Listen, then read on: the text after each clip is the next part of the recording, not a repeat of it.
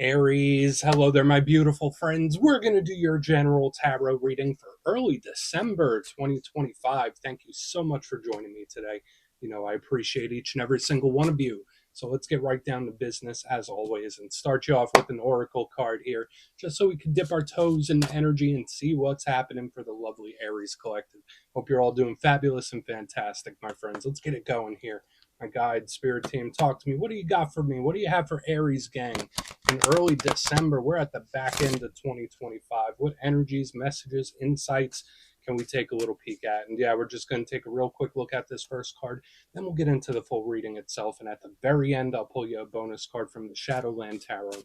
Just to see what might be in the shadows or what shadow work you can lean into, which is always interesting. But let's get it going here. Let's rock and see what we got for Aries. What's the vibe? What's the energy? Let's get this card out nice and quick for you, my friends. Hopefully. Sometimes the deck can be a little picky. Okay, I've been seeing this quite a bit for a whole bunch of different signs, especially last week. So it's showing up for us. I like it. It's one of my favorite in this whole entire deck. It's soft, it's nurturing, it's caring. There's a really strong tie into spirit. So there's a few different layers that I really like about this card. Now, before we fully dive into that, if you're new here, I'll be speaking about the December subscriber surprise towards the end, so you might want to check that out. And also, if you could kindly illuminate that like button by tapping it right on its third eye, I'd greatly appreciate it. But enough of the promo, back into the reading. Let's talk about this.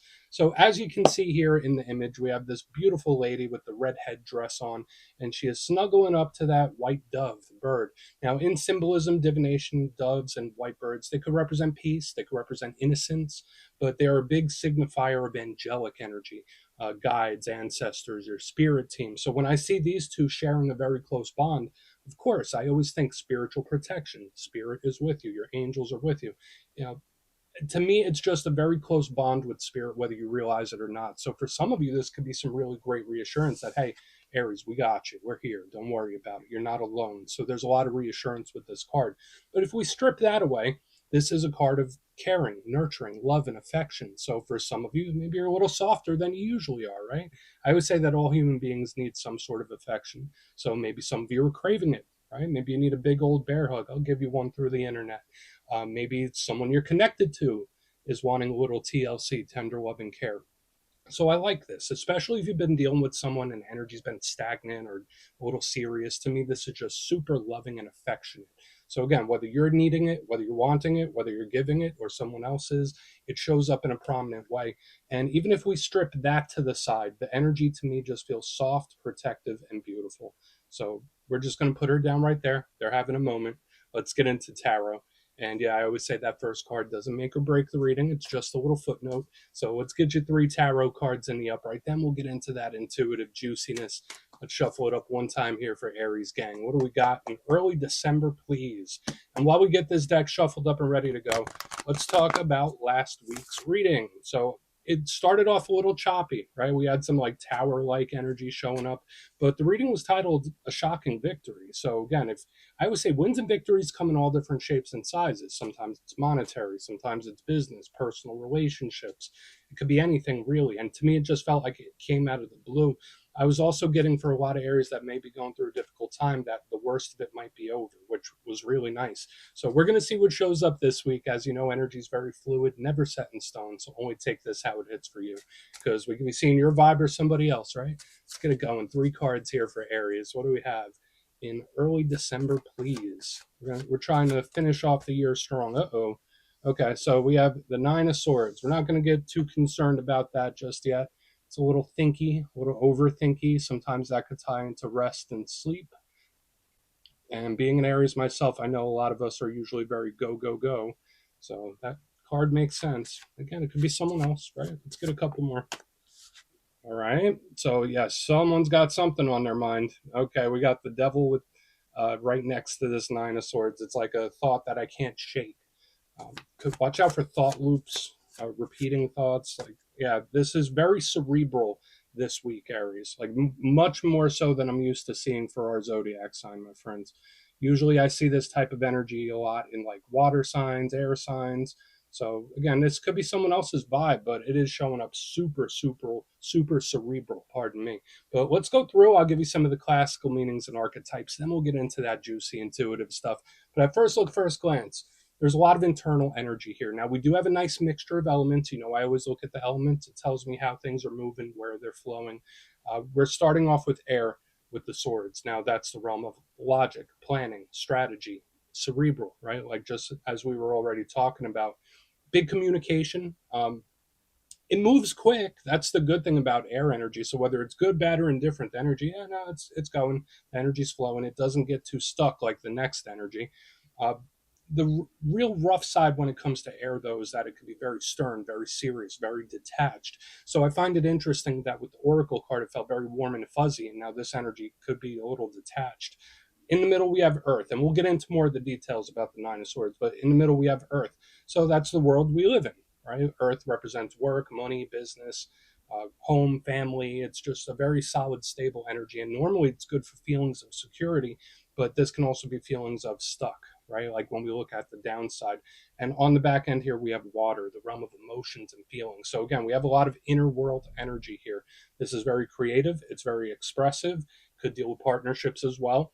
But the thing with water, it's very much up and down. So we have three very different energies presenting themselves to us here. So again, whether it's all you or all someone else, a little mix of both, we're just going to have to see. But let's go through and start building this out piece by piece. Position number one, we have the Nine of Swords. Now, it's one of those cards I always tell everyone you don't really need to be an expert in tarot to understand that card right there. You see the individual, they're in bed, hands on the face. Now, I'm going to give you the bright side too. Don't worry. It's not just going to be like problem after problem after problem. But yeah, this is one of my cards of stress, anxiety, nervousness, overthinking, somebody that has something on their mind. There could be issues with sleep schedule, or just resting in general. Like this energy could be very restless, which is, again, as an Aries, that's something we're familiar with. We get restless kind of easy. Uh, in the positive sense, I just link this to energetic sensitivity. So for a lot of Aries, some things you might be feeling and experiencing could be due to your sensitivity to feeling energy of other people and things around you. So watch out for that. Maybe ground your energy or protect it in one way or another. This is paranormal energy as well. So watch out. Like for some of you, especially if you don't believe in it, you don't believe in it, but you could be experiencing more paranormal experiences than usual. And that's usually the good side of this card, where it just ties in with the unseen energy. But I just don't like how it ties strong.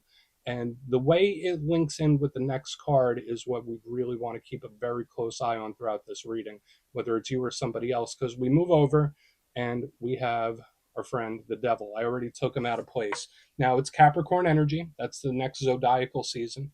Um, when we see this card, it's very set in stone. If you don't have Capricorn placements, if you're not connected to a Capricorn, this energy is solid, it's stable. Now, the devil does have some good sides. Before I list all the rough things, I'll tell you the devil is great for money, great for business, great for stability. So, material world stuff, this devil card's really nice. However, there's a lot of challenges. It could be a bit of an obsessive type of energy. It could represent jealousy. It could represent possessiveness. It could represent toxicity. So when I see the Nine of Swords and the devil right next to it, it's like there's this thought that I can't shake, where there's this situation that I can't shake. I keep thinking about it and thinking about it and thinking about it. It's giving me like thought loops for one reason or another. But we'll look at it. Again, it doesn't have to just be that. It could be a bunch of other stuff. And we'll see. Now, moving to the very back end, we have another very mental related card. We have the Seven of Cups. Now, the good thing about this card, there's a good list of them. Now, you see this person, they're standing in front of those cups. I like to call this card the menu board of life. It is closely tied into manifestation, the mindset, where it's like, all right, I have all these options. Which one will I choose? Which one do I want? So that's usually a pretty good place to be. Watch out for analysis paralysis, especially with the stuff we're seeing up here in the front. The rough side of the Seven of Cups, it's great for options and choices, but it is very much in the mind. It is super imaginative and fantasizing, and it's just in its brain. So you might be overthinking more than you normally do, or someone is at the very least when we see this type of energy right across the board. But it is more optimistic here on the back end. That's why I'm thinking this might be very similar to what we saw last week, where we started with a whole bunch of challenging energies up front, but by the time we got to the back end, things were looking totally different and much better. So hopefully that's what we'll get. But let's go through. I want to dive deeper on all of it. Let's jump in and clarify. Okay, let's get a good shuffle here. What do we got for Aries gang? Well, it is all this energy. And yes, this is where I go intuitive with the message, which means I just tell you how it feels to me. So feel free to do further research or rely on your base knowledge of tarot, because as you know, every single reading is about the reader's interpretation, and I'm just giving you mine. Let's go in on the Nine of Swords. And yeah, if you're a reader yourself, please feel free to play along. That's why the box is here. If you're feeling any messages you want to give to Aries, you could drop it in the comments. I don't mind at all. Okay, Nine of Swords time. What is this? What is happening here? Good. Yeah, the underlying energy looks really good. Now, I'm going to give two different messages here. I guess it depends on your situation.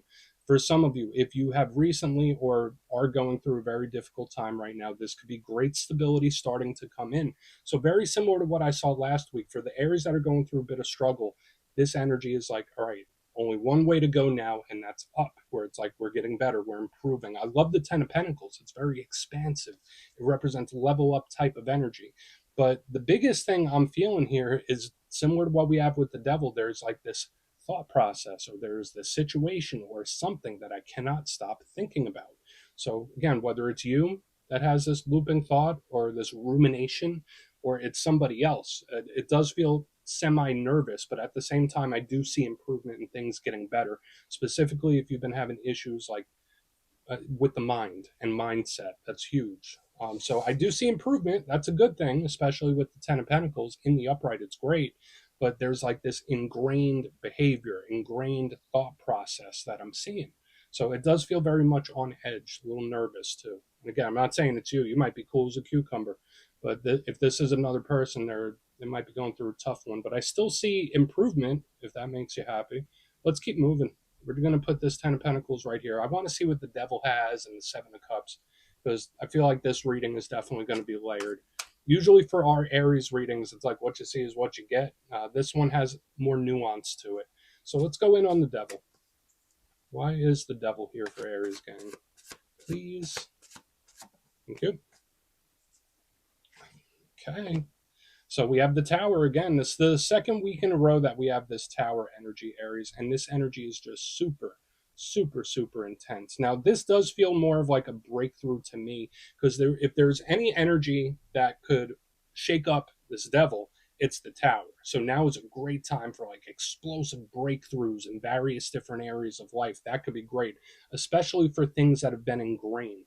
So now's a great time to break patterns, break habits, change things that you've been wanting to change for a while. That's the silver lining with what we're seeing here. But this is most definitely some change. Now, for a small portion of you, this is somebody that's experiencing a change and they really don't want to, or they're going through like a time of life where it's like, I really don't want to be experiencing this. I don't want to go through it, but I have to.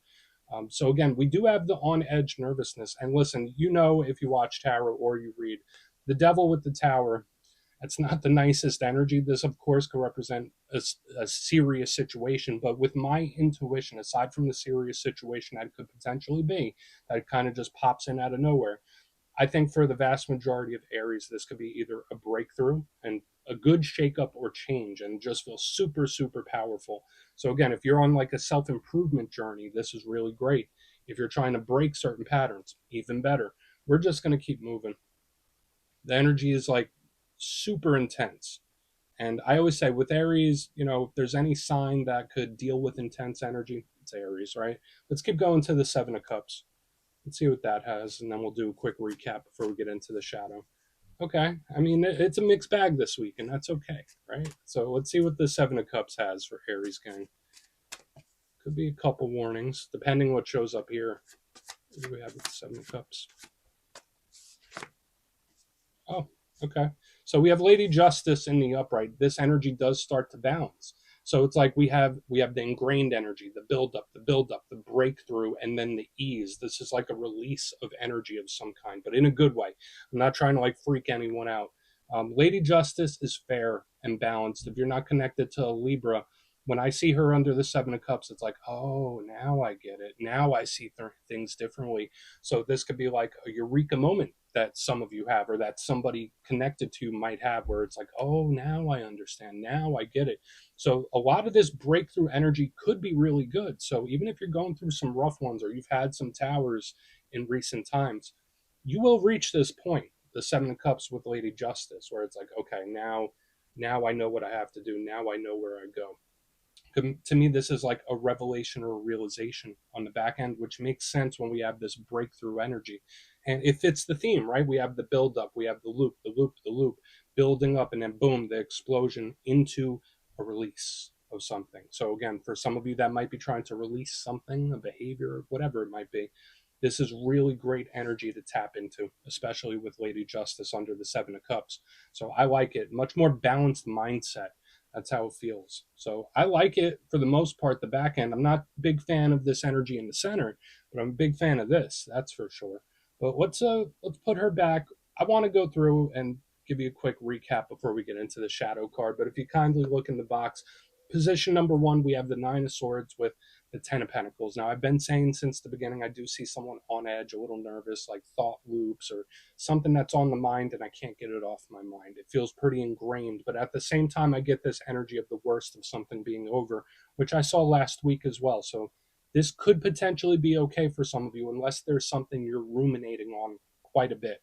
Moving to the middle, we have the Devil with the Tower. Okay, so Capricorn, Scorpio, Libra. We have a lot of different zodiac signs here as well.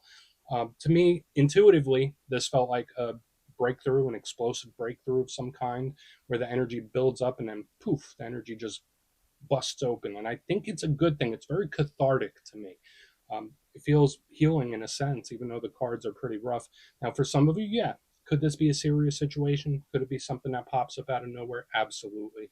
But I think it makes way for something really beautiful. As we get to the back end, we have the Seven of Cups with Lady Justice, where the energy just seems to mellow out. Now, I did say this to me feels like realizations, revelations, the dots connect, aha moments. So whether these are facts and information that are coming your way or understanding that you're having, I like where we end up here. So please take a screenshot if you want to look into it further. Let's see what's in the shadows. Okay, let's get a good shuffle here for you, Aries. And yeah, I always like to pull one shadow card at the very end just to see whether it's something within you or something you don't quite see. Shadow cards don't always have to be a challenge. They could be a good thing too. Get you one. Oh, and yes, if you made it to this point in the reading, please feel free to check out channel memberships. I'll put a link for it in the comments below. It's a beautiful way to support the channel, and I have much love for all my channel members. Okay, let's get this shadow card going. What do we got for Aries, please? Yep, there we go. Nice and quick. Hey, we got our good friend here, the King of Cups, aka Kyle of Cups himself, but he has a beard in this rendition, even though they're tentacles. It's a little funky, right? So the King of Cups, either this is a water sign you're connected to that might be showing up heavily in the undertones of the energy, but if that's not the case, the King of Cups is all about emotional regulation and full expression of emotion. This is a huge card for love, the nurturing, loving, caring that we saw in the beginning. This card does represent that, but to me, it's more about emotional regulation here. So funny that we have this energy that seems to boof, like break through, whether it's a situation or something else, and then we have the energy on the back end that feels very cathartic. The King of Cups makes sense. It's like I'm starting to catch my balance. That's the good thing here. But in the challenge, the King of Cups represents the full spectrum of emotion. So in this time, watch out for those ups and downs, love situations and stuff like that, especially with the King of Cups here in the shadows. So we're going to put him down right there, my friends. That's what I have for you this week. Don't click away just yet, though. I'm going to give you the details of the December subscriber surprise. If you would like further clarification on your situation, you can book a personal reading with me at my website, mastermetaphysics.com. My December schedule is live right now, and the spots go quick, so go check it out, see what's available if you want to have a chat with me. But for the December subscriber surprise, I'm giving away 3 copies of one of my favorite decks for all skill levels, the Gilded Tarot Royale. So if you'd like to get your name in for this, it's 2 simple things, as always, my friends. First, you must be subscribed, and second, let me know down in the comments, out of all the tarot cards, which one do you resonate with most? When you see it in a reading, it's like, yeah, that's me. Put your answer in the comments. You'll be entered to win. And at the end of the month, the winners will be announced in the community tab. As always, my friends, much love, and I'll see you soon.